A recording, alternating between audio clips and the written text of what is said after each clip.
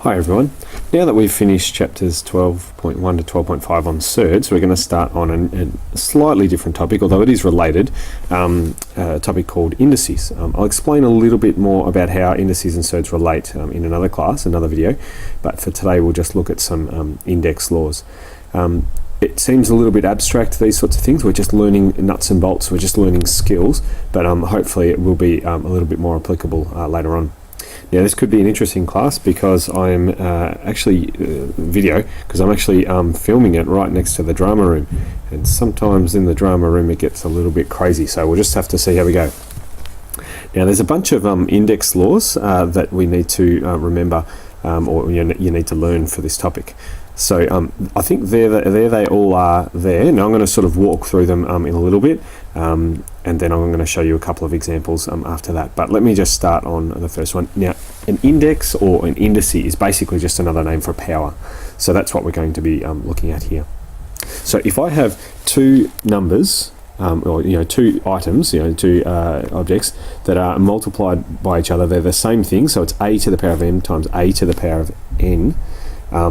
If they're the same, we can do something about them. If they're not the same, we can't. So if it was, say 2 to the power of 3 times 3 to the power of 2, other than working out what those are, like 2 to the power of 3 is 8, and 3 to the power of 2 is 9, and then doing 8 times 9, we can get that. What's 8 9s? That's 72. I can't remember these days. Otherwise, you can't actually do this. So 2 to the power of 3 and 3 to the power of 2, we can't do anything with that other than finding out, doing it another way. Okay, so I'm just going to rub this out.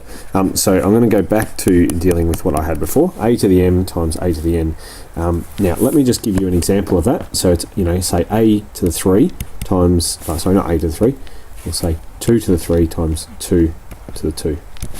Now we know that 2 to the 3 is actually 8, 2 times 2 times 2, and 2 squared is actually 4, so 8 times 4 is 32.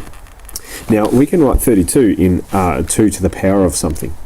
If you think about that, 2 to the power of 3 is 8, 2 to the power of 4 is 16, 2 to the power of 5 is actually 32. So 32 can be written as 2 to the power of 5. Now, as you can see here, it's 2 to the 3 times 2 to the 2. How can we get to 2 to the 5? Well, if we add those two powers together, 3 and 2, we end up getting 5. So, this is actually a rule. A to the m times a to the n is a to the m plus n. Okay, that's what we did over here. 2 to the 5, I'll put in the extra step. 2 to the 3 plus 2, which equals 2 to the 5, which also equals 32. Okay, so whenever you have two bases that are the same and you multiply them together, you can add the powers up the top. Let's just have a think about the next one now. A to the m divided by a to the n. If my eraser is going to work and behave itself, sort of. Let me give you an example. Again, we'll go we'll go 2 to the 3 divided by 2 to the 2. Okay, we know that that is the same as 8 divided by 4, which ends up being 2. So if when we multiply them together we add the powers, when we divide we actually minus the powers. So this becomes 2 to the 3 minus 2. Come on, pen. 3 minus 2, which is just 2 to the power of 1. Now, anytime you see a number, you can treat it as to the power of 1 from now on. So this one becomes a to the m minus n. Let me just change this question slightly to do the next one. Let me just do, here we go, we'll do 2 to the 3 divided by 2 to the 3, so the same thing. We know that that's 8 divided by 8, which of course is 1. So 2 to the 3 minus 3, using the previous rule, is 2 to the 0. 2 to the 0 actually is the same as 1. Now we can actually say that anything to the power of 0 actually equals 1. You can prove that in a variety of different ways, but that's true. Now, let's move on to the next one. Let's just say that that's I keep doing that's 2 to the power of 2, and I'm going to square it. Okay, that's that example over there. 2 to the 2 is, I know that that's 4, and then I'm going to do 4 squared, which is 16. Now, I could do 2 to the power of 2 multiplied by itself. That would be squaring. And when I multiply, I add the powers together, so that's 2 to the 4. So, that number there is multiplied by that number there to get this number here. So this one, whenever there's a brackets, we multiply the powers. A to the n, m times n. I think I've made a mistake in this next one. I'm just going to put a 2 there, just so that we've got that, because I wanted to actually do something else with that. But this next example here, when you've got two things in the bracket, they're two different things, so A is 3 and B is 2 or something like that, we end up getting the 2 is multiplied by each power in there. It doesn't affect the B and it doesn't affect the A, but it does affect the M and the N.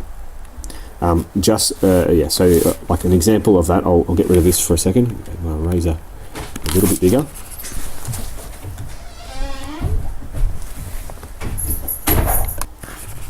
Just get rid of this. Okay. That's not obedient today, come on. There we go. All right. So I'm going to show you here. 2 to the power of 2 multiplied by. It is not behaving as it should do today. Multiplied by 3 to the power of 2 squared. We don't square the 2 and we don't square the 3. We just multiply them with the powers. So that becomes 2 to the power of 4 times 3 to the power of 4.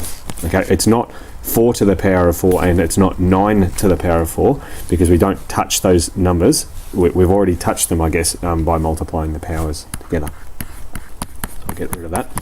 So this one becomes a to the 2 times m times b to the 2 times m. And we can't mesh those together because an apple and a banana don't smash together unless you put them in a blender, but that's something for another time. Now this one here, these ones already have secret powers on them. They are power 1. And so this one, when the m is multiplied by each power, it becomes a to the m divided by b to the m as well. So the power out the front, out of the bracket, the m, is multiplied by every power inside. And sometimes it can get a little bit tricky if you've got a number. So if I had 2a over b to the power of m, that would be 2 to the power of m, a to the power of m, b to the power of m. Okay, every power is multiplied by m. Okay, I think it's the last one that we've got, a to the negative m. This one's a little bit tricky. I can sort of show you like this. If I did say stop it with the a's, 2 to the power of 3 divided by 2 to the power of 4, I can get, if I minus those powers, it's 2 to the power of 3 minus 4, which is 2 to the power of negative 1. Now let me just do this as a fraction. That's 2 to the power of 3 is 8. Okay, so if I do 8 divided by 2 to the power of 4 is 16, I get the answer of 8 over 16, which is in fact 1 over 2. So I guess I can use this to prove to you guys that 1 over 2 is the same as 2 to the negative 1. Now, this is a little bit tricky, but I guess I could, go over here and say that a to the negative m is 1 over a to the m.